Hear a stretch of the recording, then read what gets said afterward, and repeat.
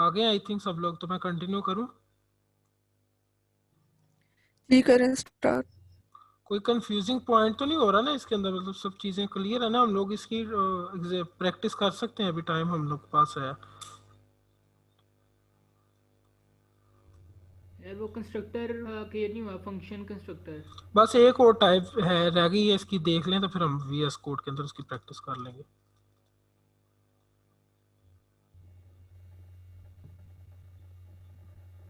अच्छा, यहाँ पे ना दो चीज़ें हैं, दो बेसिकली चीज़ें हैं, कॉन्सेप्ट्स हैं, और उसके बाद हम लोग ना चलते हैं उसकी तरफ।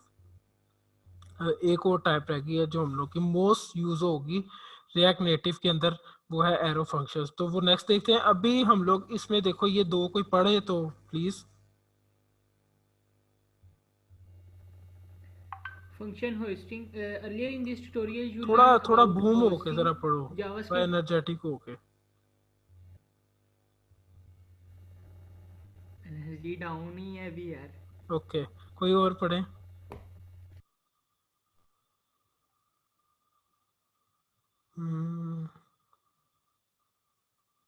निमिषा आप पढ़ेंगी?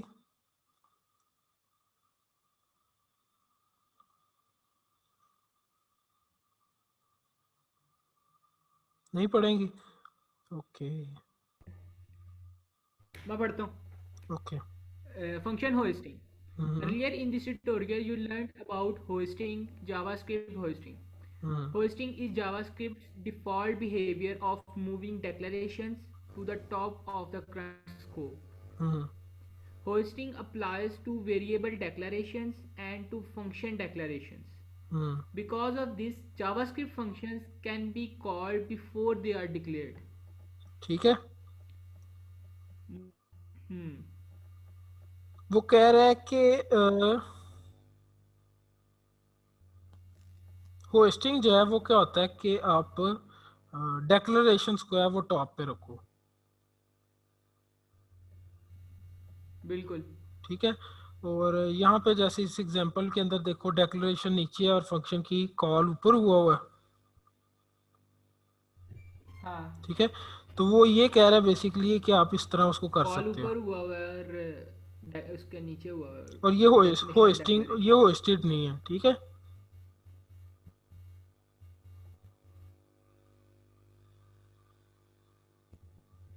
समझ लग गई?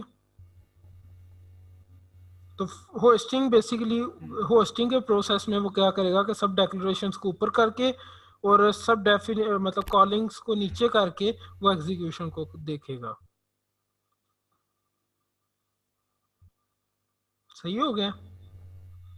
यानी कि हम फंक्शन को ऊपर डिक्लेयर और कॉल नीचे करें, फिर वो होस्टिंग होगी। एग्जैक्टली। अच्छा, ये सेल्फ इन्वोकिंग फंक्शंस एक दफा देख लो। Function expressions can be made self invoking.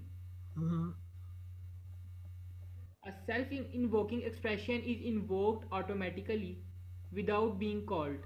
ठीक हो गया। Function expressions will function expressions will execute automatically if the expression is followed by parentheses. You cannot self-invoke a function declaration. You have to add parentheses around the function to indicate that it is a function expression. तो नीचे example के अंदर जैसे तुम लोग देखोगे कि self invoke function क्या है कि उसके आगे और पीछे उसने पैरेंथेसिस का इजाफा किया है, और यहाँ पे देखो कि वो खुद ही कॉल हो जाएगा, जैसे उसको कॉल करने की ज़रूरत नहीं रहेगी। ठीक है। तो ये एनोनिमस सेल्फ इन्वोकिंग फंक्शन है, जैसा कि उसका कोई नाम नहीं है तो इसलिए उसको एनोनिमस कह रहे हैं, और ये खुद ही कॉल हो रहा है। इसकी भी एग्जांपल हम लोग अभी करके देखेंगे। सिंपल एक यानी मिनट, पैरेंथेसिस डालें। जी जी महानूर। ये जो फंक्शन होस्टिंग हमने किया है इसको जरा एक दफा अगेन बताएं, क्योंकि इसमें मुझे कंफ्यूजन हो रही है। लिखा यही हुआ है कि जो डिफॉल्ट बिहेवियर है उसमें डेक्लेरेशंस को हम टॉप पे रखते हैं। वो बेसिकली क्या कह रहा है कि जावास्क्रिप्ट का एक बिहेवियर होता है होस्टिंग। उसके अंदर वो क्या करेगा कि जैसे मान लो कि तुम लोगों ने इसके अंदर क्या किया हुआ है कि फंक्शन को इसके अंदर किया हुआ है ना, मतलब कॉल पहले किया हुआ है। ठीक जी, है। इसमें कॉलिंग पहले और बाद और में फंक्शन डेक्लेरेशन डिफाइन और हुआ है। डेफिनेशन है। तो जैसे जी हम लोगों ने पहले सीक्वेंस स्ट्रक्चर के अंदर पढ़ा था कि वो सीक्वेंस वाइज इसको देखेगा, तो सीक्वेंस वाइज इसको कैसे पता लगेगा कि ये फंक्शन माय फंक्शन कहाँ पे डिफाइन है। ठीक है, तो वो क्या करेगा इसके अंदर, वो इसको बेसिकली माय फंक ये कह लो कि इसको ऊपर कर देगा और इसको नीचे कर देगा। ऑटोमेटिकली। वो उसकी मतलब उसका फ्लो का कंट्रोल बताया हुआ है, तो इसमें हम लोगों के वो मतलब हेडेक करने की जरूरत नहीं है। बिल्कुल। उसने जस्ट क्या है कि तो आप ऐसे यूज कर पाओगे। ठीक है। ठीक है महानूर। जी ठीक है, समझ आ गया। और सेल्फ इन्वोकिंग फंक्शंस भी हम लोग देखते हैं। उसके आगे जो सबसे ज्यादा अभी मतलब जो हम जिस तरीके से फंक्शंस को यूज करेंगे ना, वो आगे तरीका है लास्ट पे। ठीक है, उसको देखते हैं, वो है एरो फंक्शंस। ठीक है, एरो फंक्शंस कोई पढ़े। Arrow functions allows a short syntax for writing function expressions. You do ठीक है, not need the function keyword, the return keyword and the curly brackets. Arrow functions do not have their own this. They are not well suited for defining object methods. Arrow functions are not hoisted. They must be defined before they are used. ठीक है, समझ Using आ गई है ना, const मतलब इनको पहले आपको डिफाइन करना पड़ेगा, देन आप यूज कर सकते हो। hmm, ठीक है, using const is safer than using variable. Because a function expression is always constant value. You can only omit the return keyword and the curly brackets if the function is a single statement. Because of this, it might be a good habit to always keep them. ठीक हो गया। अब हम लोग चल रहे हैं इस इसकी अभी तुम लोगों को हो सकता है थोड़ा कंफ्यूजन रही हो। ठीक है, अच्छा एक चीज़ उसने क्या है? बताई है, वो वेब के वाले से बताई है कि इंटरनेट एक्सप्लोरर वर्जन 11 से पहले वो मतलब कि सपोर्ट नहीं कर रहा था। तो खैर उसको हम इग्नोर मारते हैं। तो जस्ट हम लोग चले जाते हैं अपने VS कोड, कहाँ पे रह गया। पहले इसको जरा एरो फंक्शन को बता तो इसकी यहाँ पे समझ नहीं आई। यहाँ पे बताने लगा हूँ। ठीक है, एरर फंक्शंस को मैं यहाँ पे बताता हूँ। तो मान लो हम लोगों के पास वो कहता है कॉन्स्ट को यूज कर लो, मतलब वेरिएबल को की जगह आप लोग कॉन्स्ट लिख लो, क्योंकि क्या होगा, error function as a constant function expression इसके अंदर स्टोर होगा। तो कोई मान लो फंक्शन है फन। ठीक है, ठीक है, ठीक है। वो क्या करेगा, ये उसने उसको बता दिया कि ये फंक्शन होगा। Okay, okay. इसके बाद इसको डिफाइन करने के लिए हम लोग एक इक्वल और ये वाला साइन एरो बन गया, इसके आगे ये ब्रैकेट्स लगा दो, तो ये उसकी डेफिनेशन हो जाएगी यहाँ पे। तो हम यहाँ पे इसको कॉन्स्ट क्यों ले रहे हैं, कोई मतलब खास वजह देखो, या इसकी वो कोई। यहाँ पे वेरिएबल भी मिसाल के तौर पे आप कह सकते हो कि हो सकता था। ठीक है, और हो भी सकता है, लेकिन वो क्या कह रहा है कि इसको हम लोग यूजुअली कॉन्स्ट लिख के करते हैं, क्योंकि इसकी वैल्यू देखो ना, आप बाद में चेंज करोगे। फॉर एग्जांपल आप कहते हैं फन ये वाला फंक्शन नहीं है, फन कोई और फंक्शन है, तो वो उसमें मसले पैदा करेगा। ठीक हो गया। ठीक है, तो वो कहता क्योंकि डेफिनेशन उसमें एक दफ़ा वन टाइम स्टोर होनी है, तो इसलिए आप उसको कॉन्स्ट लिख लो। मैं कहता हूँ ये ना भी लिखो तो फिर भी काम चलता है। एसन ये जहाँ पे ये आपने लिखा है एफ फन, ये तो एक ही वो है ना वेरिएबल। फन एक वेरिएबल है ना। फन एक तो अभी तक वेरिएबल है, लेकिन इसको हम तो कांस्टेंट कर देते हैं। पैरेंथेसिस लगाई है, इसके पीछे फंक्शन लगाना लाजमी है ना। पैरेंथेसिस आ गई है ना, अब देखो कि पैरेंथेसिस उसको क्या बता रही है कि ये कोई फंक्शन होगा। तो वो फंक्शन एक्सप्रेशन के अंदर तो उसने फंक्शन लिखा हुआ था पीछे। वो और चीज़ है, देखो वो फंक्शन लिख दोगे ना, तो वो जैसे यहाँ पे फंक्शन ये कह रहे हो, तो फिर ये एरो साइन नहीं आएगा। तो ये काफ़ी वैरायटीज हैं, ठीक हो गया। समझ रहे हो।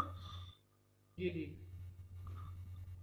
इसमें ये फंक्शन हो, और वो ये एरो फंक्शन तब होता है जब इस तरह हो। हम्म। ठीक है, अब एरो फंक्शन में कुछ और स्पेशल चीजें हैं जो उसके अंदर नहीं थी, अभी हम लोग इसको देखेंगे। अच्छा खैर मान लो कि यहाँ पे हम लोग कंसोल डॉट लॉग करवा रहे हैं आई एम इन एरो, ठीक है। और यहाँ पे जस्ट हम क्या करते हैं, फन को कॉल करना है हमने, फन कॉल हो गया, ठीक है। ऐसे ना अगर हम खाली सिंपल पैरेंथेसिस लगा दें फिर भी कॉल हो जाएगा ना? कौन सी पैरेंथेसिस? खाली पैरेंथेसिस लगा दें, फन ना लिखें। खाली पैरेंथेसिस लगाने से कैसे कॉल होगा? उसको क्या पता कौन सा फंक्शन है? ये हमने कोई एक टाइप पढ़ी है उसमें हमने इस तरह वो कॉल उसको किया है। देखते हैं अभी। वो सिर्फ फंक्शन एक्सप्रेशन के साथ हो सकता है, जो हमने पहला पढ़ा है ना सबसे, कि कोई फंक्शन ऐसे होगा, वो लिखने का तरीका जो है उसके साथ वो सिर्फ चल सकता है, उसको हम देख लेते हैं अभी। तो जैसे मान लो यहाँ पे फन कॉल हो रहा है और हम लोग क्या कर रहे हैं इसको, तो यहाँ पे फन कॉल हो गया ये मिन एरो, ठीक है। ठीक है। अब मान लो कि अगर इसमें पैरामीटर्स भेजने हैं ना, तो वो यहाँ पे रिसीव करेंगे हम लोग, हाँ यहाँ पे पी करें। पी ए आर, ठीक है। और यहाँ पे हम लोग भेज देते हैं कोई पैरामीटर है, ठीक है। और यहाँ पे हम कहते हैं पी ए आर कॉन्कैटिनेट, वही है, ठीक है। अब वो क्या करेगा, हे आई एम इन एरो, ठीक है। तो यहाँ पे पैरामीटर्स भेजेंगे, सही हो गया। ठीक हो गया। अच्छा अगर वो कहता है कि इस फंक्शन की डेफिनेशन में एक ही स्टेटमेंट है, बात को समझो, वो कहता है डेफिनेशन में अगर एक ही स्टेटमेंट तुम लोगों ने लिखनी है तो क्या करो कि ये ब्रैकेट रहने दो, इग्नोर मारो, ठीक है। तो जस्ट इसको अगेन हम लोग कॉल करके देखते हैं, हे आई एम इन एरो, ठीक। ठीक है। इसी तरह वो कहता है कि अगर तुम लोगों के पास पैरामीटर यहाँ पे ऐसे है, तो इसको अगर तुम लोगों एक ही है तो जस्ट ये भी ब्रैकेट इग्नोर मारो,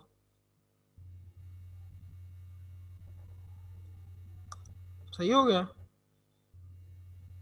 ठीक हो ठीक हो गया। गया। इसी तरह ये हमारा जो कर्ली ब्रेसेस वाला कॉन्सेप्ट है ये कंडीशनल स्ट्रक्चर में भी है।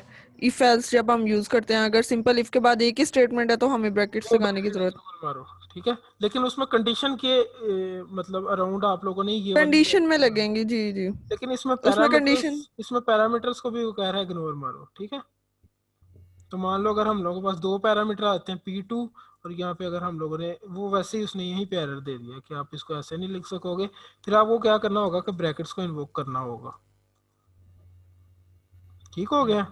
और इसी तरह अगर इसके दरमियान, अच्छा इसके अंदर अगर हम लोग क्या कहें कि अगर मिसाल के तौर पे कुछ हम लोग के पास यहाँ पे थी इसकी डेफिनेशन, जिसके अंदर क्या अगर हम लोगों ने करना था, ये P2 को ख़त्म कर दो अगर मिसाल के तौर पे, तो अगर हम लोग कहें कि यहाँ पे रिटर्न हो रहा था, रिटर्न P प्लस एसन, ठीक है। तो जस्ट इसको कॉल करना है, तो क्या हमारे पास रिजल्ट आना चाहिए, इसको पी। कॉल कर, क्या, हाँ यस सॉरी P नहीं, PAR, सॉरी, इसको कॉल करेंगे तो क्या हम लोगों के पास रिजल्ट आना चाहिए, हे एसन। ये एसन, नथिंग। क्योंकि वो यहाँ पे रिटर्न हो रहा है, कंसोल डॉट लॉग नहीं हुआ, हाँ।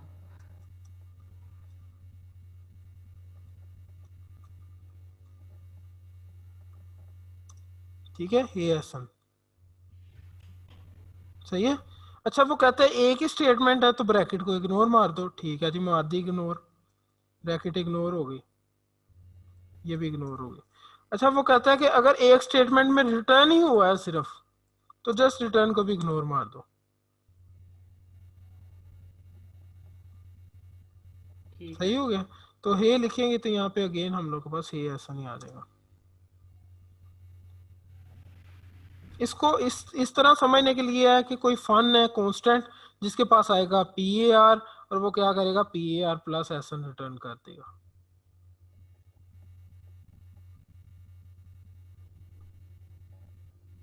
सही हो गया। अच्छा, हम लोग अब आते हैं अपने सेल्फ इन्वोकिंग फंक्शन की तरफ। तो इसको हम लोग इन्वोक नहीं करते यहाँ पे। तो एक मान लो हम लोग के पास फंक्शन है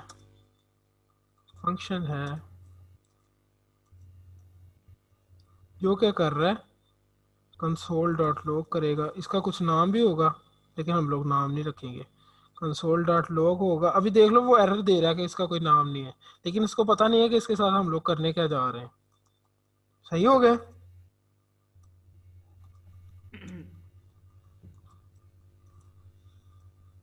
तो यहाँ पे वो कहता है कि इसको ऊपर वाले को भी मिसाल समझने के लिए खत्म कर दो। अब वो कहता है एक फंक्शन हम लोगों ने ऐसे लिखा हुआ, ठीक है। ये मान लो अगर तुम लोग इसको आसानी के लिए ऐसे देखना चाहो तो ऐसे भी देख लो। अच्छा, अब वो कहता है कि उसका कोई नाम ना हो और उसके आगे पीछे ब्रैकेट लगा दो, ठीक है।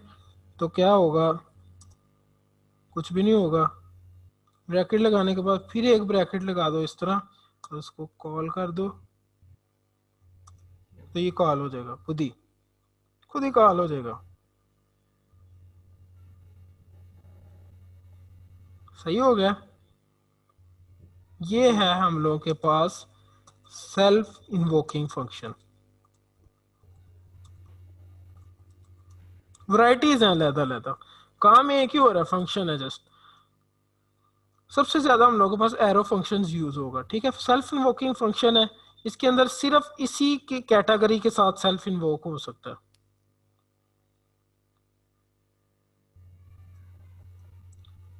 और अगर हम लोग यहाँ से फंक्शन का कीवर्ड हटा दें तो फिर ये देखो यहाँ से एरर आ जाएगा।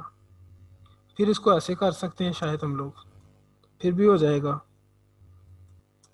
कॉल हो रहा है, ठीक है। इसके एरो के साथ भी कॉल हो जाएगा। अब ये देखो, इसमें कंफ्यूज तो नहीं हो रहे हो? नहीं नहीं, इतना एरो हम क्या लोगों कहते हैं? का एरो फंक्शन था। अच्छा, आप लोग एरो फंक्शन है तो हम कहते हैं एक ही स्टेटमेंट है, ये ब्रैकेट हटा दो, ऐसे ही था ना? जी जी ऐसा ही है। अब भी ये काम करेगा।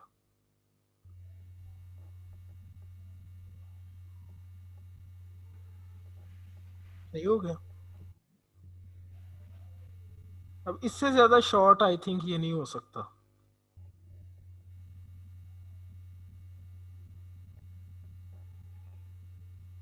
एरो फंक्शन क्या करता है, हम लोगों का काम बहुत आसान कर देता है। कि मान लो कोई फंक्शन है जो एक्स को रिसीव कर रहा है और वो क्या कर रहा है कि कंसोल डॉट लॉग कर रहा है एक्स को। अच्छा, पैरामीटराइज के साथ क्या सीन होगा सेल्फ इन्वोकिंग का, कभी सोचा है? हो जाएगा। पर पैरामीटर में क्या वैल्यू आएगी? कुछ देख के तो अनडिफाइंड, आएगी ना। ठीक है। और अगर यहाँ पे हम लोग उसकी कोई डिफॉल्ट वैल्यू दे दें, मान लो कि 10 दे दें, तो यहाँ पे इसकी क्या वैल्यू हो जाएगी, 10। तो एक ही काम को करने की डिफरेंट वैरायटीज हैं। और अगर हमें पैरामीटर पास करना हो तो वो लास्ट वाली इसमें देंगे ना? नहीं, इसमें पैरामीटर पास कैसे होगा, मैं देखता हूँ। वो लास्ट वाली ब्रैंथेसिस में से होगा, इधर से, आई थिंक सो। हम्म, ठीक हो गया। इसका मकसद ही है पैरामीटर्स। सही है। तो एक काम को करने की डिफरेंट वैरायटीज हैं। आज तुम लोगों को मैं जरूर कोशिश करूंगा स्लाइड शेयर करने की, तो वहां से तुम लोगों को सारी वैरायटी से प्रैक्टिस कर सकते हो।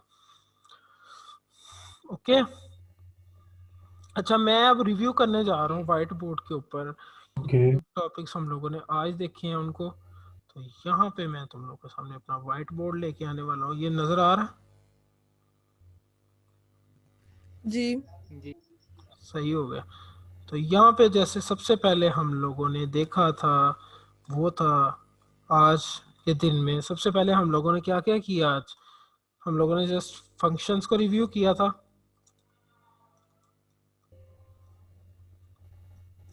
ठीक है। उसके बाद हम लोगों ने क्या किया था कि हम लोगों ने ऑब्जेक्ट्स देखे थे एज डाटा स्ट्रक्चर, बिल्कुल। ठीक है। और उसके बाद हम लोगों ने क्या देखा था, क्लास, कोई क्लास होगी और उसका क्या होगा, कोई ऑब्जेक्ट होगा। ठीक है, उसके अलावा हम लोगों ने देखा था कि कोई कंस्ट्रक्टर्स या फंक्शंस, उनको कॉल उसको किस तरह करना है ऑब्जेक्ट्स के अंदर इन क्लास। ऐसे इसमें भी क्या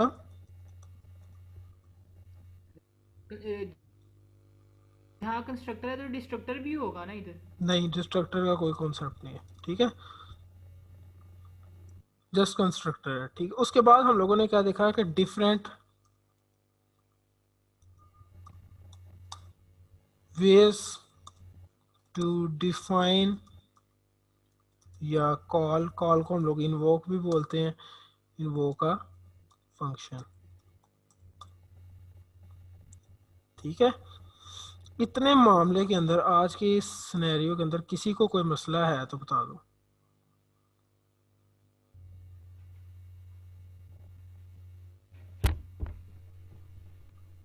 कल हम लोग क्या करेंगे, या कह लो कि नेक्स्ट जब भी हम लोग की वीडियो ये मीटिंग होगी उसके अंदर हम लोग क्या करेंगे कि क्लास के साथ जो ऑब्जेक्ट्स हैं ना, क्लासेस को हम लोग नेक्स्ट लेवल पे लेके चलेंगे, जिसके अंदर हम लोग इनहेरिटेंस देख लेंगे। ठीक है, और हम लोग उसी पे थोड़ी प्रैक्टिस करने की कोशिश करेंगे, मतलब क्लासेस एंड ऑब्जेक्ट्स पे। और अगर चांस है कि हम लोग देख लें एक अरेज को, कि अरेज क्या चीज होती है। सही हो गया? जी जी। तो ओके करें फिर आज के लिए। कितना टाइम हुआ? 10 बज गए हैं शायद। 3.1 GB है मेनली। जी ओके। तो अमेर, आपने 2 मजीद लोगों को वो किया था, रिकमेंड किया था, वो भी नहीं आ रहे। तो मैंने मतलब 1-2 वीक्स के अंदर अंदर जो लोगों ने हम लोगों को ज्वाइन किए रखा, वो लोग ग्रुप में रहेंगे, बाकी लोग यूट्यूब से देखते रहेंगे। ठीक है, जी जी ठीक है बिल्कुल। सही हो गया। ओके, यहाँ पे हम लोगों के साथ मैर यूनुस है, महनूर हैं, एहसन भाई यार स्लाइड्स यार आज हो जाएंगे इंशाल्लाह। ओके, तो हम लोग के पास साथ यहाँ पे अहमद हुसैन है, महानूर है, रिमशा है, उमैर है और उमर है। आपको सारे किसी मामले में अगर कोई कंफ्यूजन है तो बता दें, अभी तक जो हम लोगों ने किया। ठीक है, अगेन जो मैं चैलेंजेस भेज रहा हूँ उन पे मेरे 1 से 2 घंटे लगते हैं जस्ट चैलेंजेस के क्वेश्चंस बनाने में। तुम लोगों को देख के अंदाजा नहीं होता।